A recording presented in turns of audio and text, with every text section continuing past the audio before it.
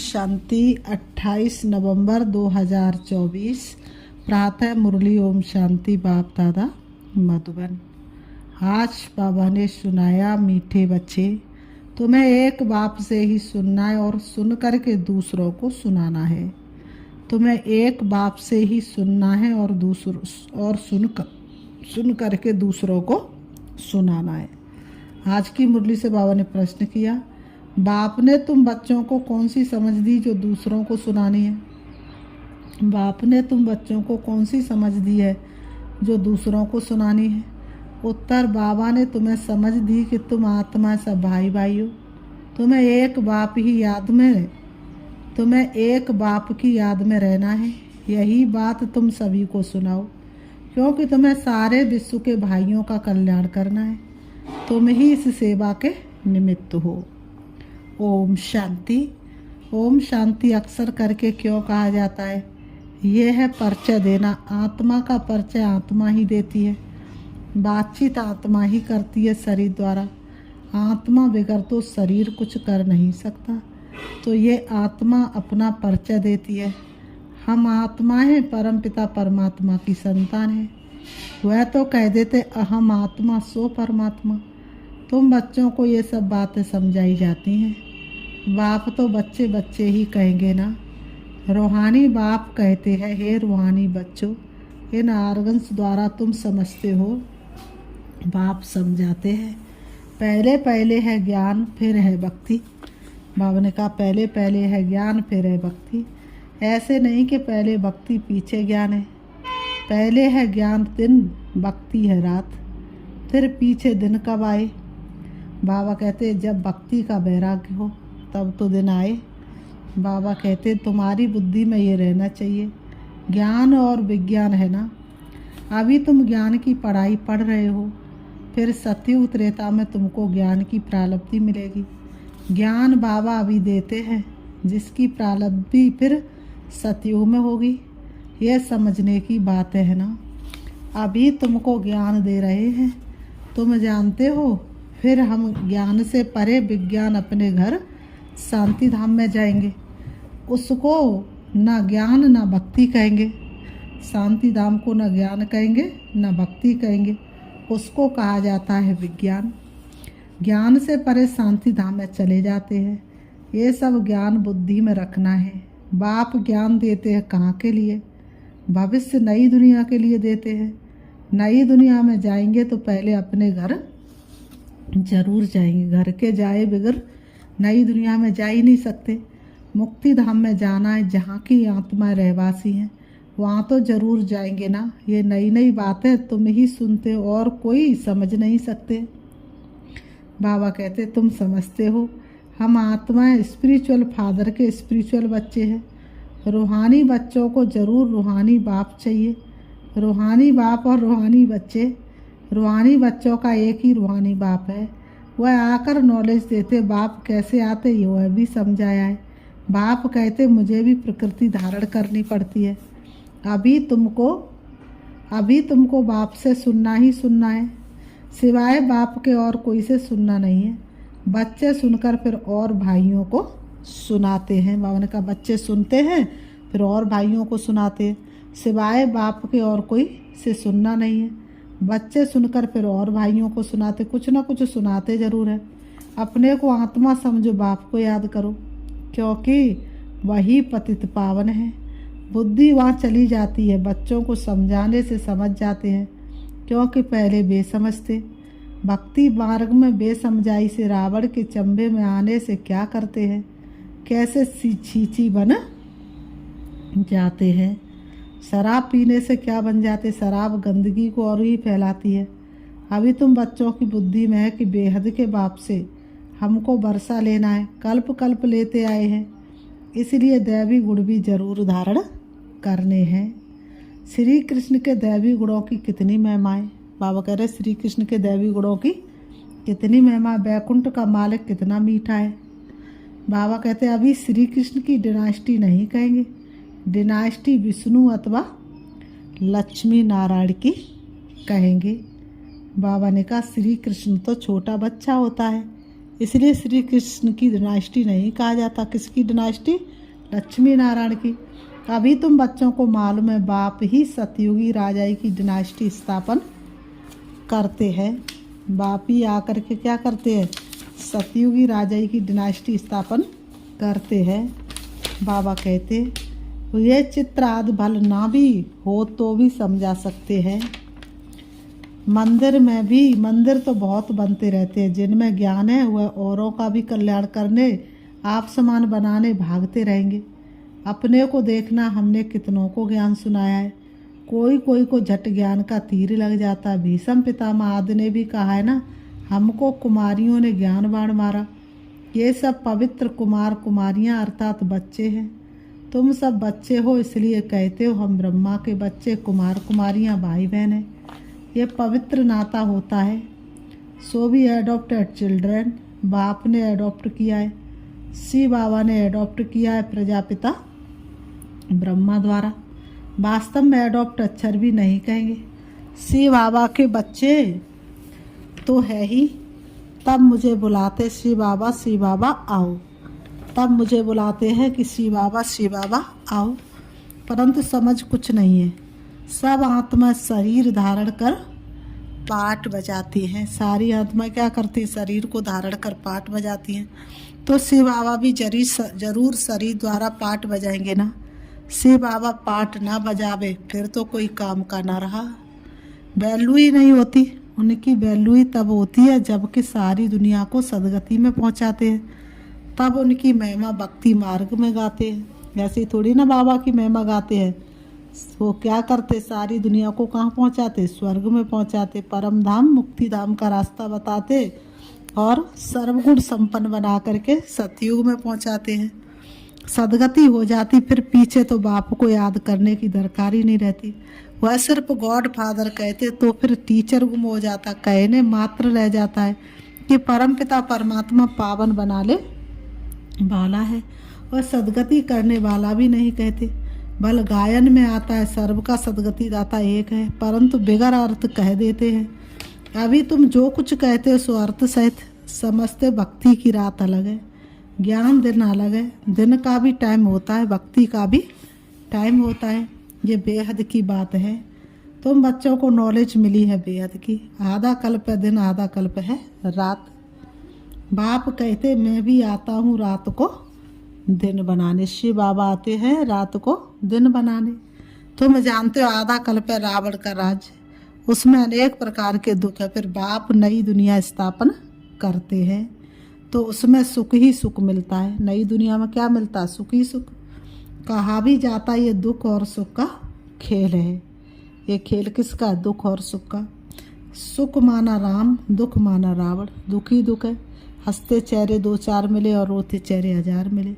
रावण पर जीत पाते तो फिर राम राज्य आता है। बाबा ने कहा फिर आधा कल्प बाद रावण राम राज्य पर जीत पैन राज्य करते हैं। तुम अभी माया पर जीत पाते हो। अक्षर भाई अक्षर तुम अर्थ सहित कहते हो। ये तुम्हारी है ईश्वरी भाषा, ये कोई समझेगा थोड़े। ईश्वर कैसे बात करते तुम जानते हो। ये गॉड फादर की भाषा है, क्योंकि गॉड फादर नॉलेजफुल है। गाया भी जाता हुआ ज्ञान का सागर नॉलेजफुल है, तो ज़रूर किसको तो नॉलेज देंगे ना। अभी तुम समझते हो कैसे बाबा नॉलेज देते हैं। अपनी भी पहचान देते और सृष्टि चक्र का भी नॉलेज देते हैं। अपनी भी पहचान देते हैं, मैं कौन हूँ, कहाँ से आया हूँ, और सृष्टि चक्र की भी नॉलेज देते, कैसे सृष्टि चक्र घूमता है। जो नॉलेज लेने से हम चक्रवर्ती राजा बनते। सुदर्शन चक्र है ना, याद करने से हमारे पाप कटते जाते हैं। यह है तुम्हारा अहिंसक चक्र याद का। वह चक्र अहिंसक सिर काटने का। वह अज्ञानी मनुष्य एक दो का सिर काटते रहते। तुम इस सुदर्शन चक्र को जानने से बादशाही पाते हो। काम मां शत्रु है जिससे आदि मध्य अंत दुख मिलता है। वह है दुख का चक्र। तुमको बाप ये चक्र का नॉलेज समझाते हैं, सुदर्शन चक्रधारी बना देते हैं। शास्त्रों में तो कितनी कथाएं बना दी है। तुमको अभी ये सब भूलना पड़ता है। तुमको ये शास्त्रों की सारी बातें भूलनी पड़ती हैं। सिर्फ एक बाप को याद करना है, क्योंकि बाप से ही स्वर्ग का वर्षा लेंगे। बाप को याद करना और वर्षा लेना कितना सहज है। बाबा कहते कितना सहज है। बेहद का बाप नई दुनिया स्थापन करते तो वर्षा लेने के लिए ही याद करते हो। ये है मन मनावा मध्याजी भाव। बाप और वर्षे को याद करते बच्चों को खुशी का पारा चढ़ा रहना चाहिए। हम बेहद के बाप के बच्चे हैं। बाप स्वर्ग की स्थापना करते, हम मालिक थे, फिर जरूर होंगे। फिर तुम ही नरकवासी हुए हो। सतो प्रधान थे, अब तमो प्रधान बने हो। भक्ति मार्ग में भी हम ही आए हैं, ऑलराउंडर चक्र लगाया है।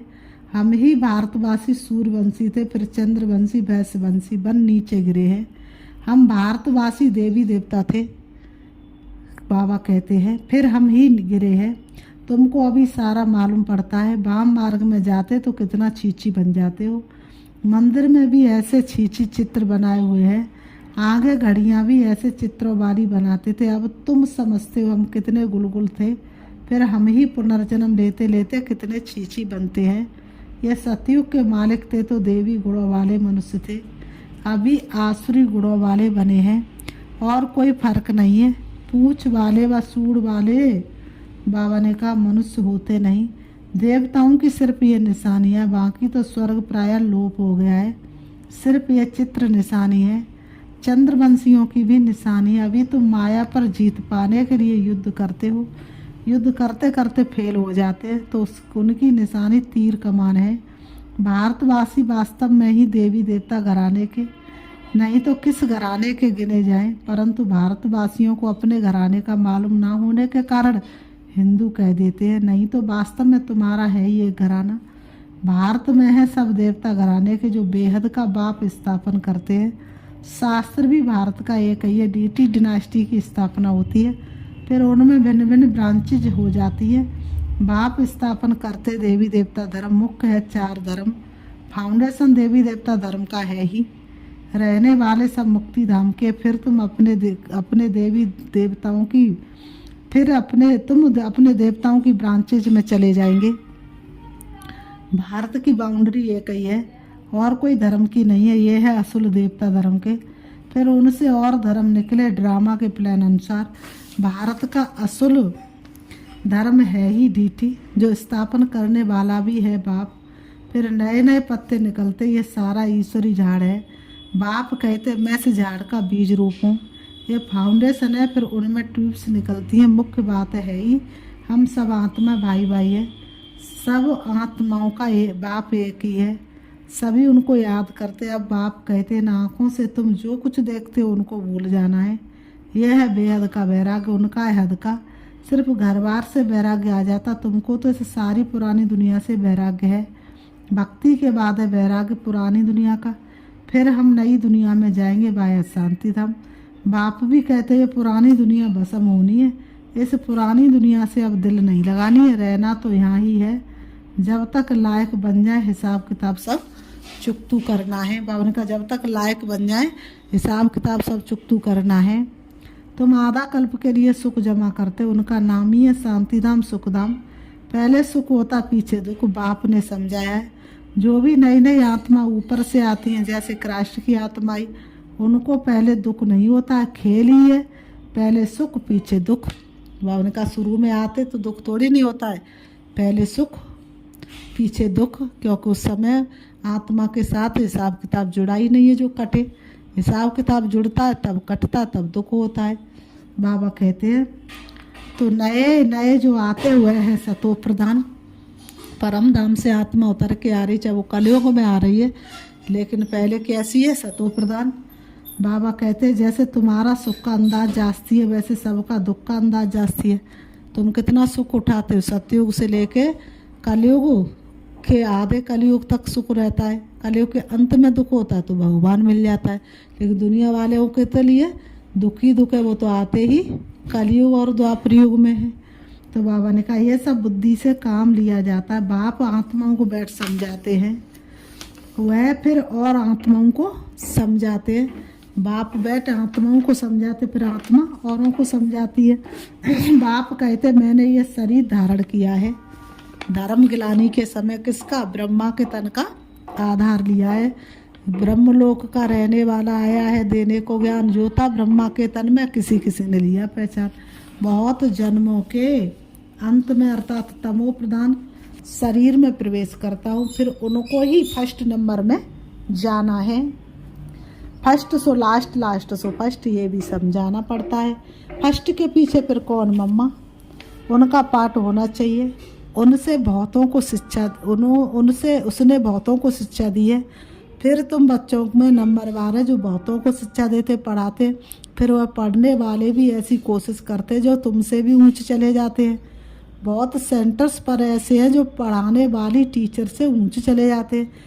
एक एक को देखा जाता, सबकी चलन से मालूम तो पड़ता है ना।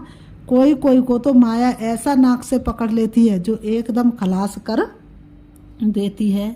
बेकार में गिर पड़ते, आगे चलकर तुम बहुतों का सुनते रहेंगे, बंडर खाएंगे। ये तो हमको ज्ञान देती थी, फिर ये कैसे चली गई। ये तो हमको ज्ञान देती थी, ये तो हमें ज्ञान में लाई, फिर ये कैसे चली गई।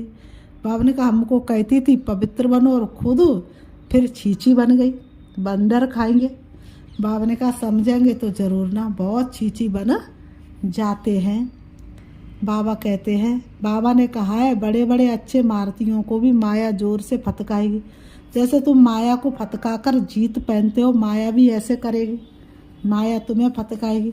बाप ने कितने अच्छे अच्छे फर्स्ट क्लास रमणी के नाम भी रखे, परंतु अहो माया, बाबा का परंतु अहो माया आश्चर्यवत सुनंती कथंती फिर भागंती, गिरंती हो गए। माया कितनी ज़बरदस्त है, इसलिए बच्चों को बहुत खबरदार रहना है। युद्ध का मैदान है ना, बाबा कहते युद्ध का मैदान है ना। माया के साथ तुम्हारी कितनी बड़ी युद्ध है, इस माया के साथ तुम्हारी कितनी बड़ी युद्ध है।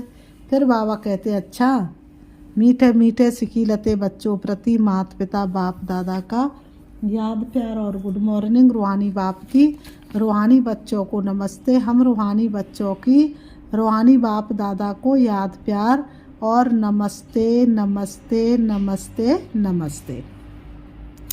धारणा के लिए मुख्य सार नंबर 1, यहाँ ही सब हिसाब किताब चुकतू कर आधा कल्प के लिए सुख जमा करना है। यहाँ ही सब हिसाब किताब चुकतू कर आधा कल्प के लिए सुख जमा करना है। इस पुरानी दुनिया से अब दिल नहीं लगानी है। इन आँखों से जो कुछ दिखाई देता है उसे भूल जाना है। नंबर 2, माया बड़ी ज़बरदस्त है, उससे खबरदार रहना है। माया बड़ी ज़बरदस्त है, उससे खबरदार रहना। पढ़ाई में गैलप कर आगे जाना है। एक बाप से ही सुनना और उनसे ही सुना हुआ दूसरों को सुनाना है। आज की मुरली से बाबा ने वरदान दिया, बेहद की दृष्टि वृत्ति और स्थिति द्वारा सर्व के प्रिय बनने वाले डबल लाइट फरिश्ता भव। बेहद की दृष्टि वृत्ति और स्थिति द्वारा सर्व के प्रिय बनने वाले डबल लाइट फरिश्ता भव। स्पष्टीकरण है, फरिश्ते सभी को बहुत प्यारे लगते हैं क्योंकि फरिश्ता सर्व का होता है, एक दो का नहीं। बेहद की दृष्टि वृत्ति और बेहद की स्थिति वाला फरिश्ता सर्व आत्माओं के प्रति परमात्म संदेश वाहक है। फरिश्ता अर्थात डबल लाइट। बाबा कहते हैं फरिश्ता अर्थात डबल लाइट, सर्व का रिश्ता एक बाप से जुड़ाने वाला, देह और देह के संबंध से न्यारा, स्वयं को और सर्व को अपने चलन और चेहरे द्वारा बाप समान बनाने वाला, सर्व के प्रति कैसा कल्याणकारी, सब में हो सहयोग भावना, शब्द है सबको प्यार और सब चाहे तो सबके लिए वो सुख में ये संसार। ऐसे फरिश्ते ही सबके प्यारे हैं। आज की मुरली से बाबा ने स्लोगन दिया है, जब आपकी सूरत से बाप की सीरत दिखाई देगी तब समाप्ति होगी। जब आपकी सूरत से बाप की सीरत दिखाई देगी तब समाप्ति होगी। अच्छा, ओम शांति, ओम शांति।